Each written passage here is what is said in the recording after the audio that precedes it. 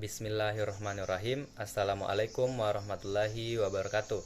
Perkenalkan, nama saya Muhammad Imran Akbar dengan nomor induk mahasiswa 21-2020-3893-2020-28, Prodi Pariwisata Syariah, Fakultas Ekonomi dan Bisnis Islam.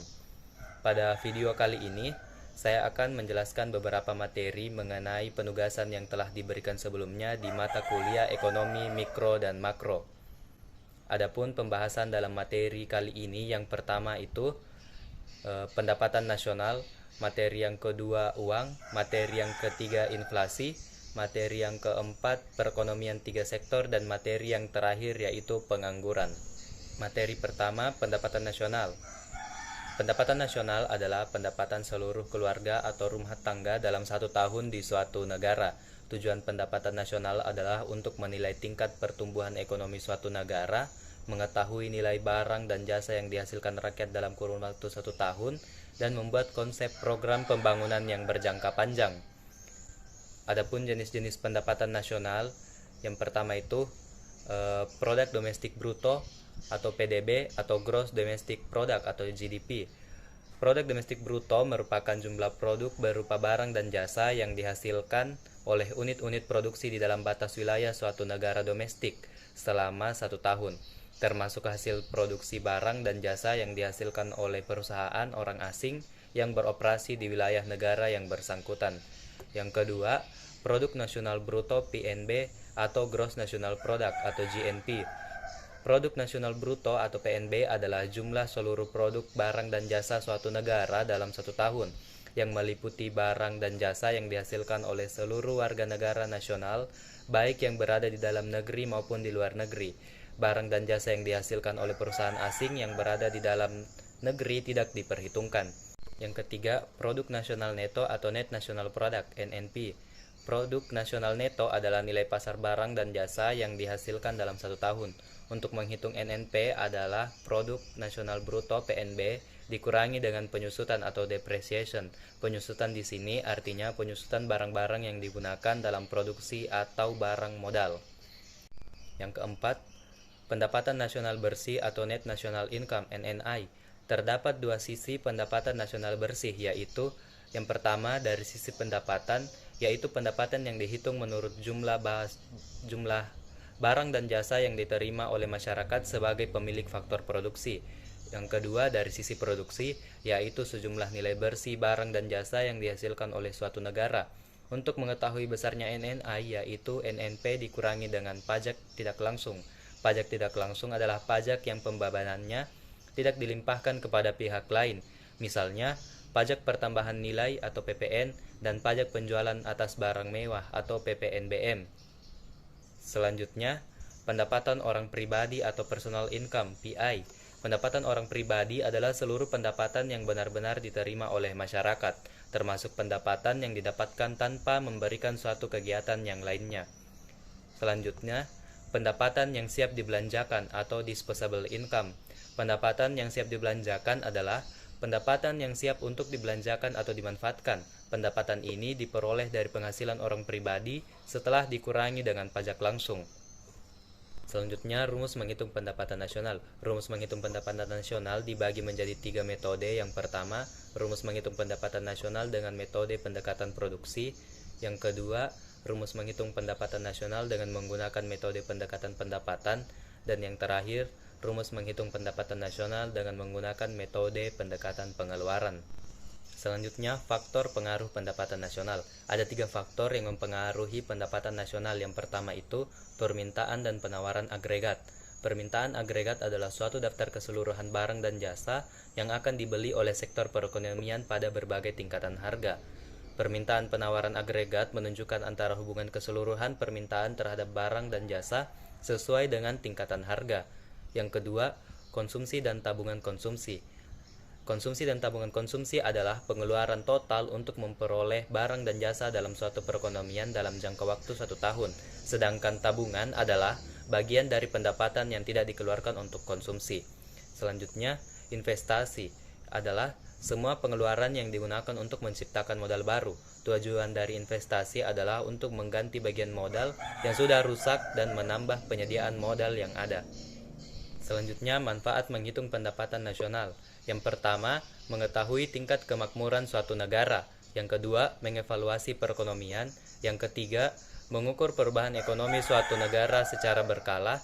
Yang keempat, sebagai acuan untuk merumuskan kebijakan. Materi selanjutnya adalah uang. Uang adalah alat pembayaran yang sah yang dapat diterima secara umum. Uang merupakan alat pembayaran untuk pembelian barang dan penggunaan jasa. Dalam kehidupan sehari-hari, uang sudah digunakan manusia sejak lama. Hingga saat ini, uang menjadi kebutuhan utama dalam menggerakkan perekonomian masyarakat. Uniknya, alat pembayaran tertua di dunia adalah salarium atau garam. Selanjutnya, syarat uang. Syarat uang diantaranya, barang itu dapat diterima secara umum, barang itu bernilai stabil, mudah untuk disimpan, mudah dibawa, tidak mudah rusak, mudah dibagi dan jumlahnya terbatas. Kemudian standar percetakan uang. Standar percetakan uang ada dua. Yang pertama, standar barang, yaitu apabila suatu negara akan mencetak uang senilai tertentu, maka wajib menyimpan emas dan perak senilai uang yang akan dicetak di bank. Kemudian standar kepercayaan. Apabila suatu negara akan mencetak uang senilai tertentu, tidak diwajibkan untuk menyimpan emas dan perak senilai uang yang akan diambil. Selanjutnya, jenis uang. Jenis uang dibagi menjadi dua, yang pertama uang kartal dan uang giral. Uang kartal adalah uang yang digunakan sebagai alat pembayaran yang sah pada kegiatan transaksi sehari-hari dan wajib diterima secara umum. Uang ini dikeluarkan secara resmi oleh Bank Sentral atau Bank Indonesia. Contohnya seperti uang kertas dan uang logam atau uang koin. Uang giral adalah uang yang dikeluarkan oleh bank umum berupa surat-surat berharga dan sewaktu-waktu dapat dipakai sebagai alat pembayaran, contohnya cek dan kartu kredit. Kemudian fungsi uang. Fungsi uang diantaranya sebagai alat pembayaran atau alat tukar, sebagai penyimpan nilai, dan juga sebagai alat ukur kekayaan. Kemudian nilai uang. Nilai uang dibagi menjadi 4. Yang pertama itu nilai nominal atau nilai yang ada atau tercantum pada uang. Selanjutnya nilai intrinsik atau nilai bahan baku yang digunakan untuk membuat uang. Nilai real yaitu kemampuan daya tukar atau daya beli pada barang maupun jasa. Dan yang terakhir nilai kurs atau nilai harga atau nilai tukar valuta mata uang sebuah negara dengan valuta mata uang dari negara lain. Materi yang ketiga yaitu inflasi. Inflasi merupakan kenaikan harga barang secara terus-menerus dan berlaku atau terjadi secara umum. Penyebab inflasi diantaranya karena tingginya harga barang, jumlah uang beredar bertambah, tingginya biaya produksi atau meningkatnya biaya produksi, perilaku masyarakat yang terlalu konsumtif, struktur ekonomi yang kaku, biasanya karena permintaan terus meningkat dan tidak sebanding dengan kemampuan produksi. Juga karena adanya utang nasional, adanya faktor luar negeri, keputusan perusahaan untuk meningkatkan harga, serta kekacauan ekonomi dan politik. Selanjutnya, tingkatan inflasi. Tingkatan inflasi dibagi menjadi 4. Yang pertama itu inflasi ringan dengan nilai 0-10% per tahun, inflasi sedang 10-30% per tahun, inflasi berat 30-100% per tahun, dan hyperinflasi yaitu inflasi yang terjadi di atas nilai 100%. Materi yang keempat, perekonomian 3 sektor. Perekonomian 3 sektor adalah perekonomian yang meliputi kegiatan dalam sektor pemerintah, rumah tangga atau masyarakat dengan perusahaan. Dengan demikian, dalam menganalisis perekonomian 3 sektor, pada hakikatnya akan diperhatikan peranan dan pengaruh pemerintah atas kegiatan dalam suatu perekonomian. Pelaku perekonomian 3 sektor dibagi menjadi 3. Yang pertama pemerintah, yang kedua rumah tangga atau masyarakat, dan yang terakhir perusahaan. Selanjutnya, sumber penerimaan dan pendapatan negara. Sumber penerimaan dan pendapatan negara yang pertama yaitu pajak atau pungutan atau iuran yang diberlakukan oleh pemerintah kepada masyarakat dan bersifat wajib. Kemudian pendapatan non-pajak, BUMN dan hibah. Selanjutnya, pajak pemerintah pusat. Yang pertama, pajak bumi dan bangunan atau PBB, yang merupakan pungutan atas tanah dan bangunan yang ada sebab adanya laba atau kedudukan sosial ekonomi bagi seseorang atau badan yang mempunyai suatu hak atasnya atau memperoleh manfaat. Selanjutnya, pajak penghasilan PPH atau pajak yang dikenakan kepada orang pribadi atau badan atas penghasilan yang diterima atau diperoleh dalam suatu tahun pajak. Kemudian, pajak pertambahan nilai atau PPN, yaitu pajak yang dikenakan atas setiap pertambahan nilai dari barang atau jasa dalam peredarannya dari produsen ke konsumen. Selanjutnya, pajak penjualan atas barang mewah atau PPNBM, yang merupakan pajak yang dikenakan terhadap penjualan barang-barang yang tergolong mewah. Dan yang terakhir, bea dan cukai.